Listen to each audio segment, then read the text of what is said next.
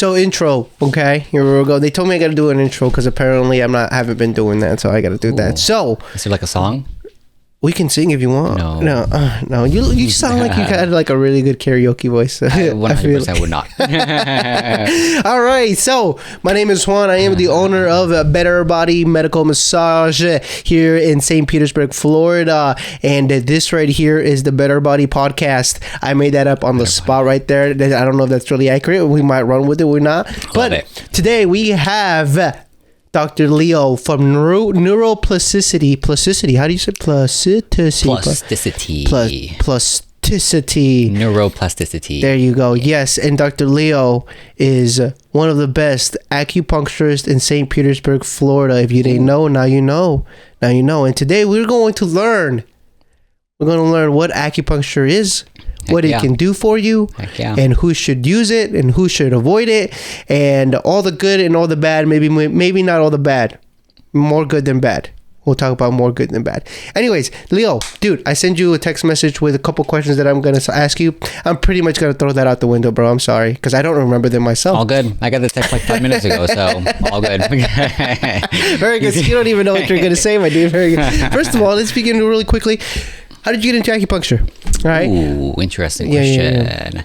So first of all, thank you for having me again. I love the intro. I don't know about best acupuncturist, but kind of cool. I guess that's a very subjective thing to say, right? Yeah. Well, to me, you're the best acupuncturist in St. Petersburg, Florida. But I don't really know too many acupuncturists to begin with. Well, we'll pretend you didn't say that. But interesting fact with acupuncture, I always tell people, try multiple people because it's not so much about the practice. It's very often about the practitioner too. Forming a relationship, rapport, all those things. But to your question, how did I get into acupuncture? So since I was young, I always knew I wanted to be a doctor. Some sort of healing medicine, what have you. My mother actually suffered from very severe migraines. She was actually put on disability 6 days a week, migraines all day, every day, nausea, actual vomit, like sensitivity to light. So all these different things that put her on disability. It all happened after about 6 times of cancer, chemotherapy, radiation therapy. And the only thing that helped her migraines was acupuncture. Okay. So I started delving a little deeper into that. I was going the medical school route, then kind of switched gears, went the TCM, traditional Chinese medicine route. And then here we are. Dude, so this is all because of your mom. Yeah, man. She sounds like a lovely lady, man. It sucks. The best. Sucks to hear that someone as lovely as her was going through migraines. All right. So you were on the route of a medical doctor, correct? Or was it a form of doctorate degree? Yeah, medical doctor, and then naturopathic doctor. Yes. But then ended up with DAC, Doctor of Acupuncture. Doctor of Acupuncture, man. And you've been doing the Lord's work ever since, haven't you? Yeah. I love it. So what's something that most people don't know about acupuncture? Here's when I hear it, I always get it misconstrued with dry needling. And I think it might be just because dry needling just hit it hard on the marketing, but it's crossed my radar more than acupuncture. I know acupuncture's been around for ages, but I hear more people saying I got dry needling done than acupuncture. So biggest difference between those two services there. What do we keep an eye out for? What makes one different than the other? Is one better than the other? I know that's a very strong statement, but we got balls here and we make statements. Heck yeah. Well, acupuncture is the best ever. That's what I'm talking about. Needling's got nothing on it. No. Very different functions overall. Very different mechanism, different physiology. But dry needling is more of what you would expect when you hear the term acupuncture. So a lot of people think, needles for the purpose of pain management, right? Or pain relief. And that's exactly what dry needling is. There's two main modalities or practices in dry needling, and that's trigger point therapy and motor point therapy.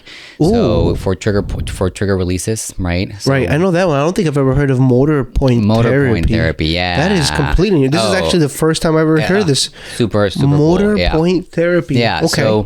So motor point therapy looks a little bit more at the motor function of the muscle, right? The brain connects to the muscle, tells it to move via the motor neuron. Right. Sometimes there's a disconnect because of XY reason, and so motor point therapy is really stimulating that motor function, bringing it back. This is really cool. This is very in line with what I do. Yeah. This is, holy shoot. To a degree, yeah. Continue. Yeah. Holy crap. Yeah. This is, I can't believe I've never heard this terminology before. Yeah. This is really cool. So, and and with Chinese medicine, we call it all acupuncture, right?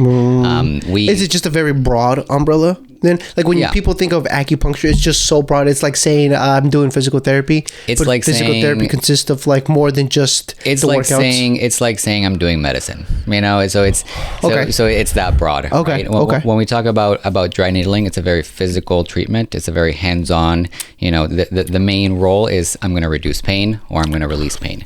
When we're doing acupuncture, it's a much more holistic practice. So dry needling is what we call orthopedic acupuncture because it's a part of orthopedics, right? Okay. We're dealing with pain management.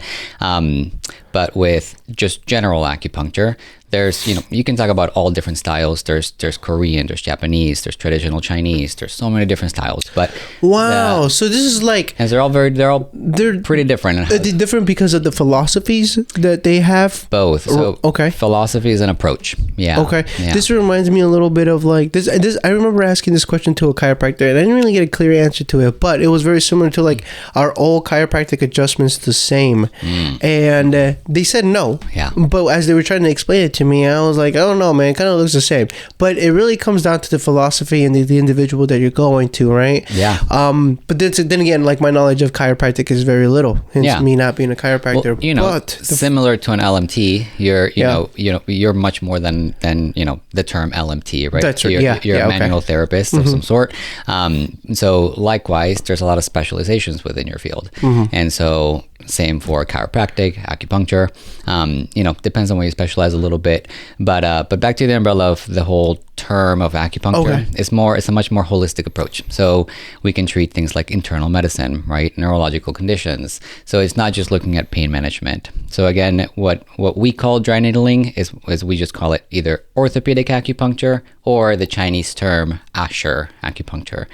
But when we talk about acupuncture in general, it's a holistic approach to the body, and we can treat so many different things. Cool. Okay, so in a way, dry needling is acupuncture, just a different category of acupuncture. Yeah, and we can go. We can do a deep dive into how that happened with legislation, yada yada. But and it's a bit of a touchy subject for some people. But for me, I think anybody that's utilizing a needle safely is a wonderful tool, and the more people that do it, the more people that we're going to reach, the more people that get the benefit out of it, out of pain. So it's wonderful. Okay, safety is a big thing. True, very big. I like that. So you said you specialize in Chinese acupuncture. Is that primarily traditional Chinese? Right. Traditional Chinese. Why did you choose? Why did you choose that route? Is it just in line with like your beliefs and your philosophy of acupuncture and healing? Yeah. So it's really the basic reason is because that's what they teach in the U.S. and then a lot more accessible. Yeah. Okay. Yeah. And so as far as schooling goes, right, most school is about a 4-year program in TCM in traditional Chinese medicine, and then after that, you decide, do I want to stick with more, Chinese style acupuncture? Do I want to go delve more into, Japanese, Korean hand, whatever it is?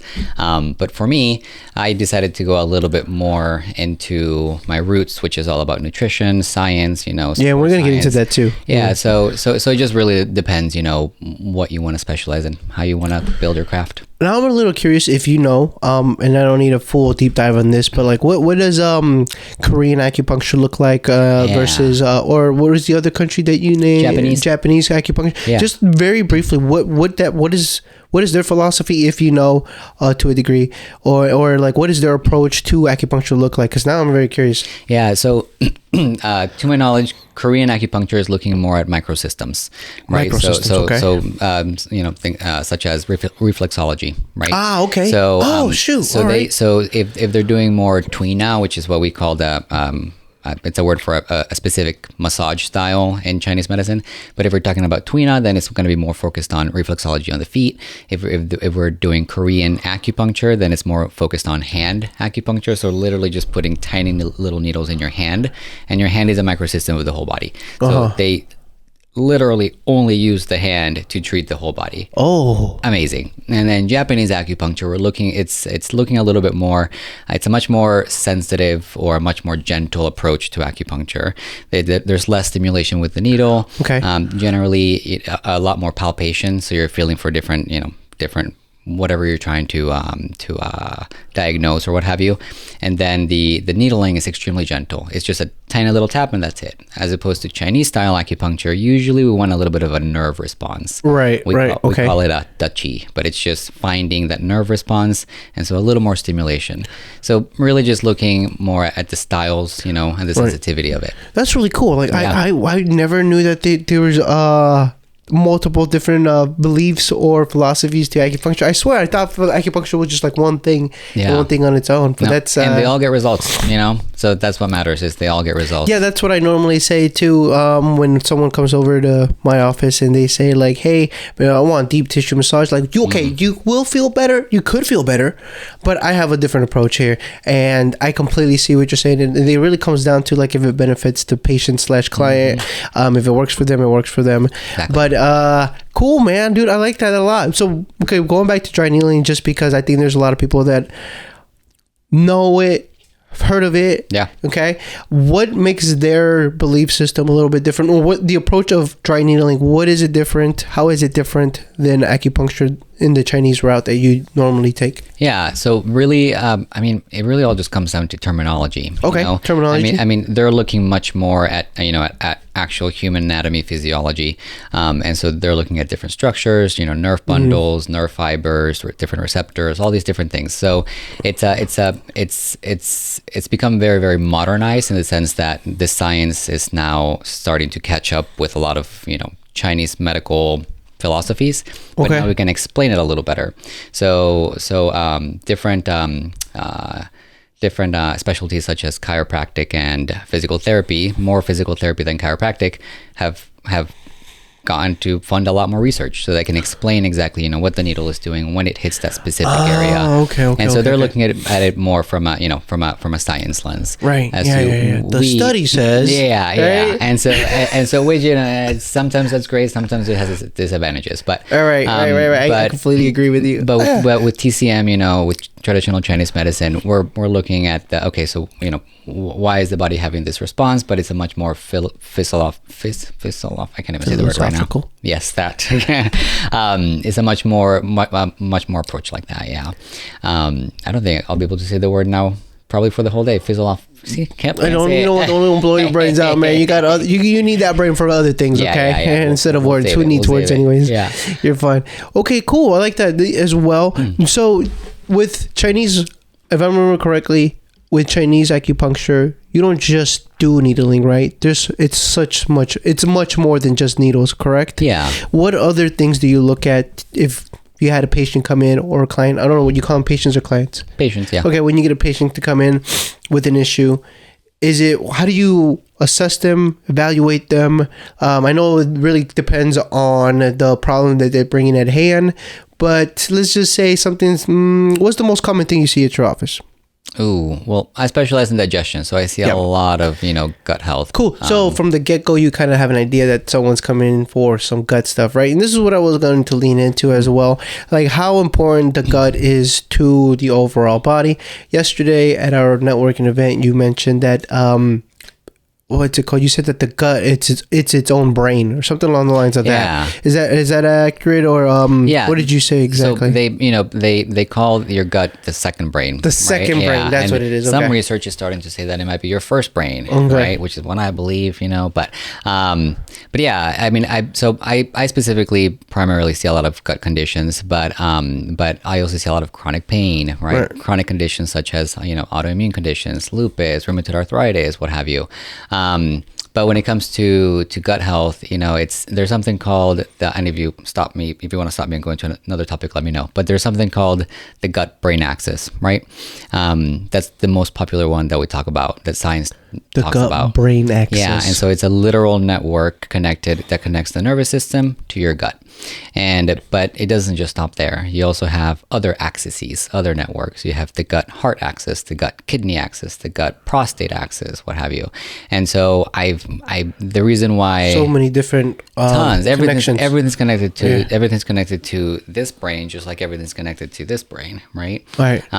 This is crazy because like this brings that one quote, like I got a feeling in my gut to a whole nother level. Yeah, like butterflies. With the butterflies. Like it goes deeper than that, right? And something super interesting, and again, science is fantastic, but it takes a long time for it to be, to become real, right? Evidence is only evidence until it's proven a fact, right? And that's what science is about. And so, just recently, in the last 15 years, they discovered a new organ, and then it was a huge topic about 3 or 5 years ago. A new organ, and it's the mesentery, right? The mesentery, it's a big sheath in your, basically in your lower and upper part of your chest, all that whole area. It's a web-like structure, and it's this beautiful structure that connects all your internal organs, and they call that the mesentery.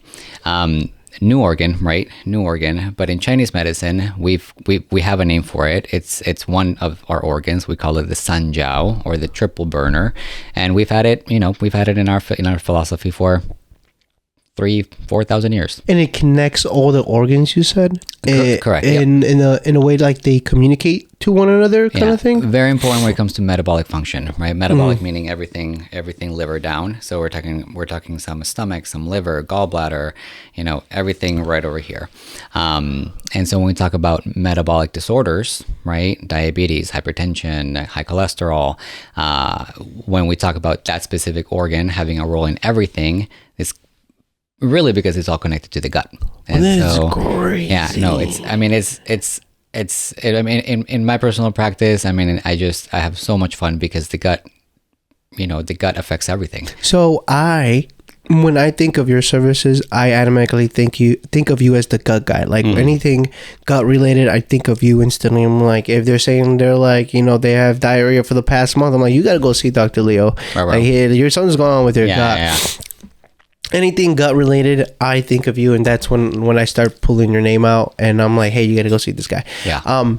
What's one thing that people can do to have a healthier gut without having to, let's say, spend too much crazy money? All right.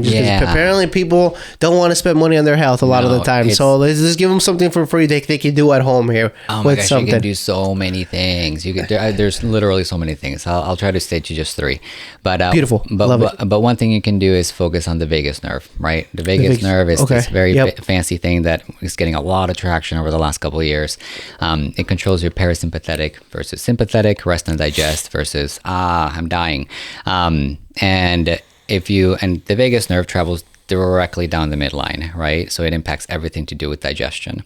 And so something you can do is find some therapies to affect the vagus nerve, whether it's humming, singing, the yogic om, right? They had it right when they were, thousands of years ago too, because just that vibration aspect actually regulates your vagus nerve. I don't think a lot of people know why they om. Well, I couldn't say if the yogis knew that it affected the vagus nerve. I'm sure they knew that it calmed their mind, right? But a lot of research now is actually supporting the fact that humming, right, which is more about vibration. So there's different senses, but the vibration aspect regulates your vagus nerve. And so it is able to put you more into that parasympathetic. And so the more you're in parasympathetic, the less you're in chronic stress, the better digestion you'll have. It's that black and white. So that's one. And then number 2, if we're talking about supplements, because everybody is talking about biohacking, yada yada, too much. But it's a trend, man. It's a trend. But if we talk about all that, then starting low and slow. I'm not a huge proponent of probiotics just for, hey, more probiotics the better. Give it to me. No, I'm more about very, very slow. Hopefully know why you're taking your probiotics. There's many reasons why you would, and many different strains, but if you're going to take probiotics, very low and slow. So start maybe with 1 billion, right? Don't jump to 5, 10, 20, 50, 100 billion. Just don't do that. Just start with maybe 1 billion every other day, a gentle formula of probiotics, and expect to see results in about 30 to 90 days. If they take way too much, what does that do? Just kind of disrupts the current state of their gut, or disrupts the environment, right? Okay. Yeah. So it's always about our environment, right? So and that's what Chinese medicine, the whole premise is the environment. So likewise, if it's too hot outside, we're not gonna want to be outside, or we're gonna burn alive, right? If it's too cold, we're gonna freeze alive, or freeze dead. Freeze to death. Yeah. Freeze to that. But if we and so likewise, our microbiome has a very specific environment, and you don't just want to throw all these things at it, because you might disrupt the environment. And that means if you change the pH level, more alkalinic or more alkaline or more acidic, then you can disrupt how other bacteria are going to respond, right? You might kill some good stuff, you might feed some bad stuff. So just throwing probiotics at it, not the answer. And last one is, because I love free information. I love free information. Me too. But if it's free, it's for me, right, man. That's what I say. Yeah. But last one is going to be variety of food. So, people talk about food sensitivities all the time, and it's not really about, oh my gosh, I had a reaction to eggs, I'm never going to touch them in my life again. No, your body has different alert systems, right? Different red flags. So it's saying, hey, I love that you love eggs, but give me something a little different, right? And so a variety of foods, a little bit of fiber, a little bit of grains, a little bit of sugar, a little bit of whatever. That's me right there, man. I always say that I'm sensitive to vegetables. That's why I don't eat vegetables, man. Well, you got to start low and slow. I don't know, bro. You're absolutely right. I see what you're saying. I hear you, Doc. I hear you. My go-to is... My reasoning is always just like, as soon as I eat something green, man, my stomach just not happy with it, and just creates this big old atomic gas bomb. Yeah. And I'm like, I just feel like I can't leave the house, or I feel like people around me should just stay away from me for like 10 feet, and just otherwise, you'll be punished, man. And so I just do the world a favor and not eat vegetables. I do this for the world. There you go, Leo. I don't eat vegetables for the world, bro. Well, gas is gas. I always tell people, if it has to come out, it has to come out. Don't hold it in. Better in than out. Better out than in. Yeah. But if I may, on that little part of vegetables, if it's okay. It's a lot of people react to cold or raw vegetables, right? Because it's not cooked, not seasoned, nothing. As opposed to not cooked, and in any way, whether it's steamed, whatever, grilled. So in Chinese medicine, we generally say that we want to make things easier for the body, right? The body knows how to function. We just have to kind of play with it.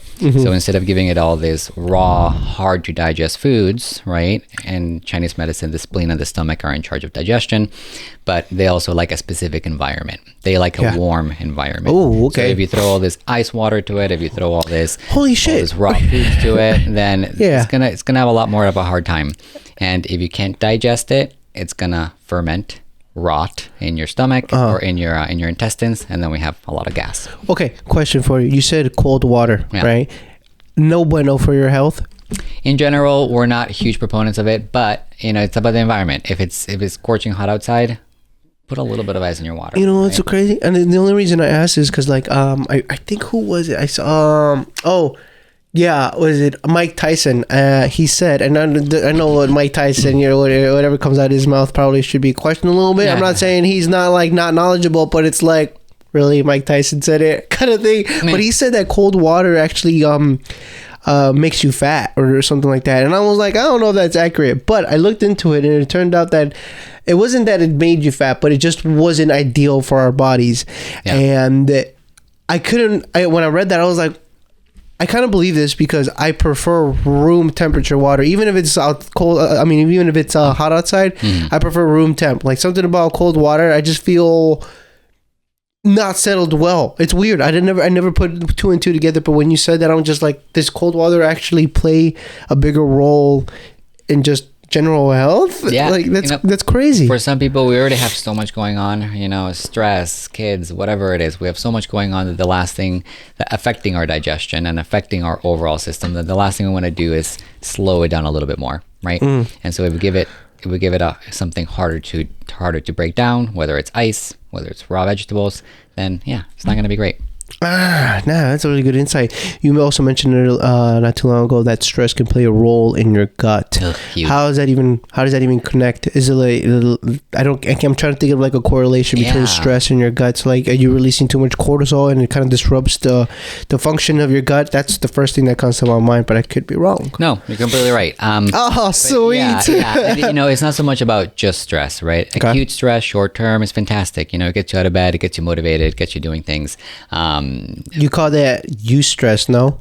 Acute stress. Oh, but so I think there's two different versions of stress, right? If correct me if I'm wrong. There's that eustress, and then there's I think it's called de-stress, or I don't know. There's basically stress that's good for you, and then stress that's not good for you. Yeah. So to my knowledge, is acute and chronic. Okay. Right? Acute meaning short term, chronic meaning long term.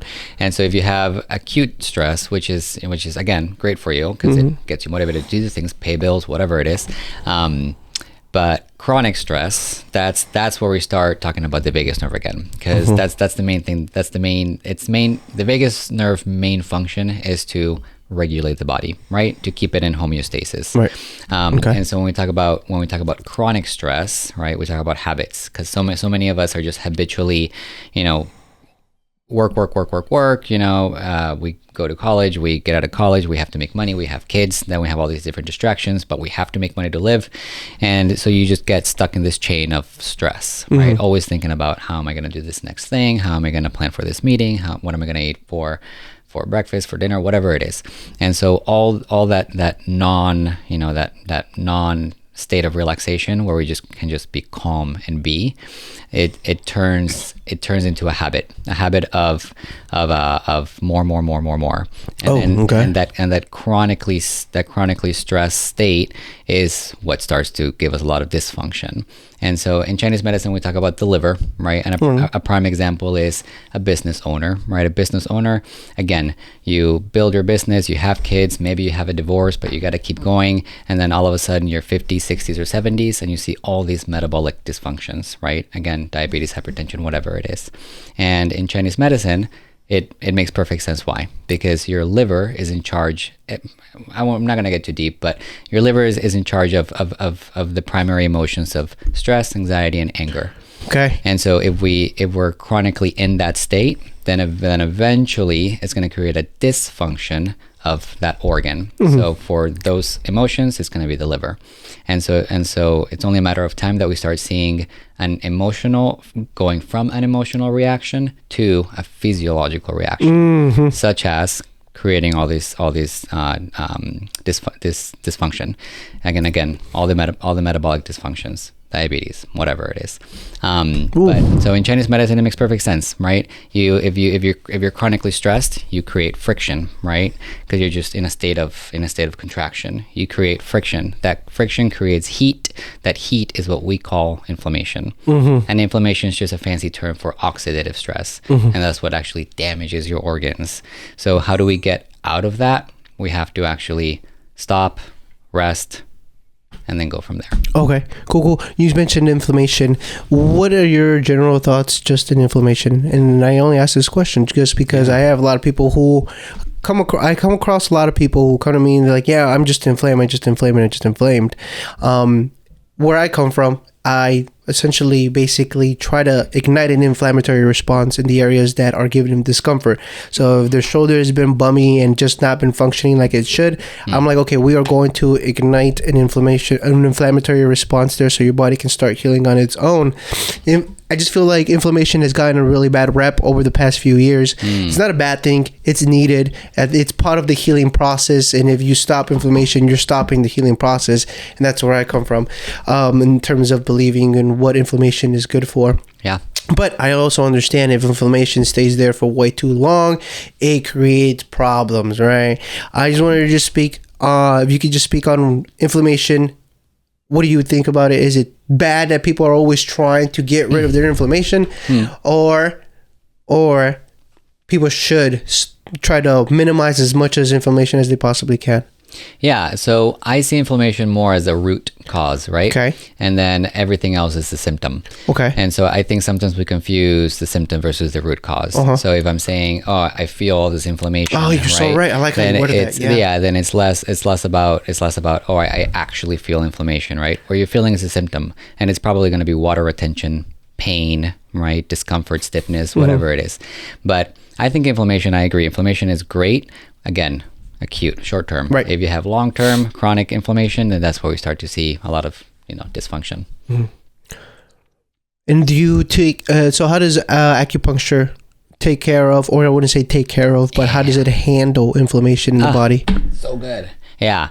I mean, acupuncture is beautiful for inflammation. I mean, the main thing that we're doing with acupuncture, it's your body knows how to heal. Right. That's what your body is very smart. I love that you said that, because I literally say, like, listen, I'm not like fixing anything. I'm literally just setting your body up for success on its own. Exactly. Yep. Yeah. And you do it in a very similar, slightly different way, right? You're doing it with touch. You're doing it with allowing the body to do what it knows how to do by removing some of, whether it's inflammation or some blockages, stiffness, whatever it is, removing the symptoms so that it can do what it knows how to do. And then with acupuncture, it's the same thing. We talk about, again, that stuckness, right? Whether it's because of chronic stress or, another emotion. But again, that stuckness is what creates things to slow down, right? And if things slow down too much, eventually we call that stagnation, right? Just stuckness. And so how do we improve just natural flow, right? We always talk about, I mean, people know if they've been in flow, right? They feel like it's just easy peasy, everything's super smooth. Wow, I'm in my A game, right? And so the body likes to feel that way too. And so when the body is stuck, we call it stagnation again. It doesn't feel great, right? It feels, what's going on? You know what? I'm just gonna send a quick little alarm right away. Let's give the body some anxiety. Let's give the body some depression, whatever it is, right? Yeah. Okay. And so how do we get out of that? We kind of go back and realize, okay, where is the root coming from, right? How am I creating inflammation, right? And it's about patterns, habits. So change your patterns, change your habits, improve your health. Whether it's a little bit more meditation, a little bit more walks in the park, slowing down, not on your phone, but just allowing the body to be. So with acupuncture, we literally, first and foremost, you're allowing space for the body to just sit there, right? And so part of the magic is really the fact that you're allowed to maybe meditate, right? And so there's a lot of research in meditation. So, you guys can look that up on your own. But when we talk about acupuncture specifically, is we're allowing the body to rest. And then with acupuncture, we're basically breaking down those dams, right? And so you have water flow, and then you have dams that kind of gets everything all stuck. Okay. So acupuncture is just kind of releasing those dams so water can do what it knows how to do, right? Create a flow. Create a flow. Blood can smoothly go. Blood carries oxygen. Oxygen heals. And so, and then that alone can cause a lot of dysfunction. If blood slows down, you can have a lot of different pathology. Ooh, okay, I hear you. Real quick, I'm gonna know that you got to go somewhere pretty soon, but I wanted to ask you about this question. The fact that you mentioned just giving things a break, it could be a good thing. Is there a correlation between, or is there a thought process or an opinion, a philosophy on acupuncture and fasting of the gut?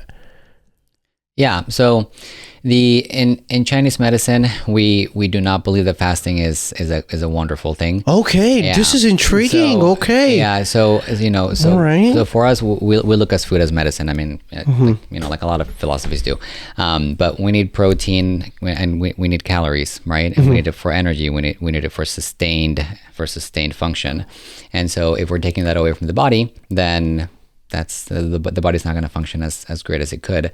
Again, though, is short-term fasting okay? Yes, right? Maybe fasting once every couple of weeks or what have you. But is fasting every single week, or is fasting, for 3-5 days at a time? probably not going to be the most beneficial long term. Okay. It's all about long term. Right. I hear what you're saying. You know, you didn't learn how to do XYZ, or you didn't get a specific disease overnight, right? And so over time, was when dysfunction happens. Beautiful, man. And that was the last question I have for you today. Dude, this was wonderful, bro. What'd you think? Yeah. All right. I feel like it's like 10 minutes. I know, bro. I looked at the clock real quick. I was like, oh shit, this man's got to get going, bro. Yeah. All right, really quick. Where can they find you? Where are you located at? Yeah. Easy way to contact. Please give me all that information here. Yeah. So again, my name is Dr. Leo Gallego, and you can find me in San Pete, Florida at 33704. But yeah, I'm over at Neuroplasticity San Pete. So, and you can find me on Instagram. It's LeoMiozio. What's it?